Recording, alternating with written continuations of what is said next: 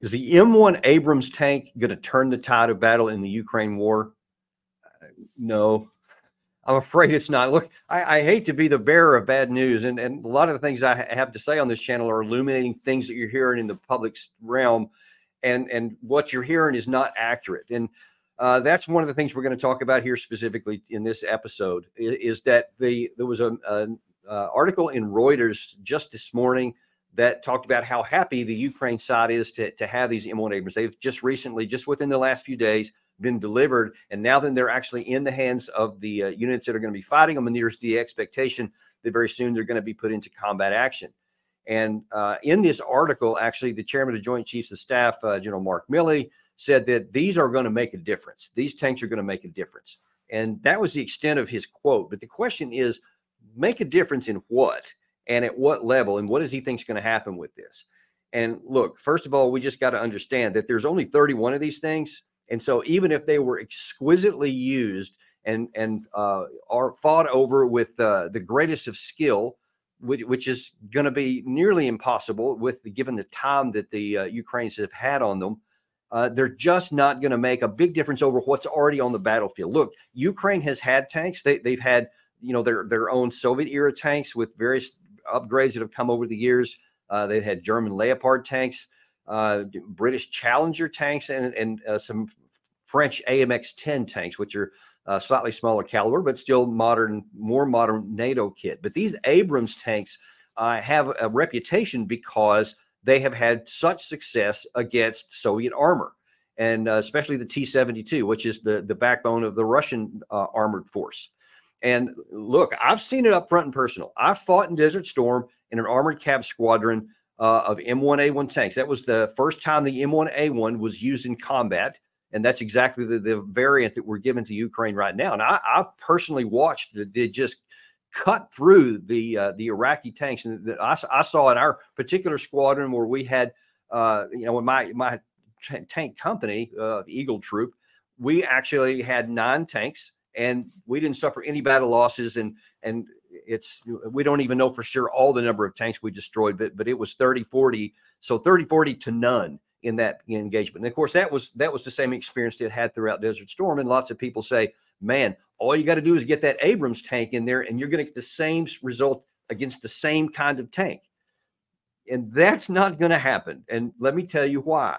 The reason why the Second Armored Cav Squad Regiment that I was in during that time, the reason why we were so spectacularly successful in the Battle of 7th Easting, if you want to go and look, you can Google that, and a million things will pop up. It's because we were extremely well trained as a cohesive unit, and we had trained intensely as a group almost a year before battle had even started. Some of us even longer than that. And each person in that group. So we'll just take Eagle Troop. That's a company-sized element. We had platoon leaders, and I was a lieutenant at that time, with 1 to 3 years of experience in their job. They'd been to armor school for the guys who were in the tanks. I was an artillery officer at that time, and they went through a basic course, it's called, where you learn the fundamentals of your unit. Then you get to the unit, and now then you start to perform, and you have another, anywhere from 1 to 3 years of experience going on numerous exercises. And in between these, you're getting professional development, you're getting training so that you know how to work, and you're getting intellectual training. So they give you all these different scenarios that you might be able to face in combat, then you practice them in the field. So all that builds experience to be able to function at a platoon level. And then there's at the company level to where then the unit will go off. Now that's commanded by a captain, and he's got from 3 to 5 years of experience. And he's, in addition to all of the stuff those lieutenants did, he has also been to what's called the Armor Advanced course, where he has another, long period of time for intense training on how to become a commander and how to fight tank platoons and how to engage in larger organizations and how to fight. And then you get all those people together. And then as a unit, we trained a lot within the larger squadron and then later with the larger regiment. So we had all of that together. We had crew members trained. We had done live fire training many times in the Grafenwehr training exercise range in Germany, which ironically is where some of these people were trained. So even some of the same training fields on the same weapon systems that we had. But the huge difference is that Every single person that's going to be operating one of these is brand new. They've never heard anything about it. No one had an advanced course to go to. No one went to a basic course. No sergeants went to armor course. They didn't have a master gunner, which every unit in the U.S. Army has, who knows all the details of how to fire and all that. The tank gunnery, they just haven't had any of that. They, at the most, a few of them have had some months to do it. But in that amount of time, you can learn how to drive the tank. You can learn how to fire the weapon systems, and you know how to reload, and you know how to do maintenance. But that's all at a basic level, none of which is going to enable whoever's operating these to be equivalent to the unit that I was in Desert Storm facing T-72 tanks. So it's going to be a lot of people with minimal knowledge.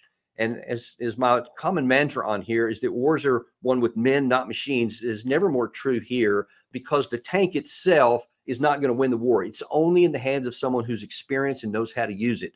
Most likely what you're going to see is that at some point after these things go into action, you're going to see some videos of them being blown up on the battlefield, because the problem is the way this war is being fought right now is it's dismounted infantry. So you can bring tanks, but probably the best they're going to do, and I bet that the main way they're going to use them is from a distance to give fire support to the direct. So they're not going to go T-72 to M1 tank.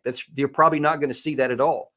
If you do, they might get lucky and get a shot off if they're good, have good gunnery skills. But that's not going to change anything in the dynamics, because the reason you don't see a lot of tanks now is because of all the Russian minefields and how difficult it is to bring any armored vehicles into that, especially in mass. That was the reason we were so successful at the Battle of 7th Easting, because we massed combat power of 3 different troops, company level groups, and we had a 4th one in reserve.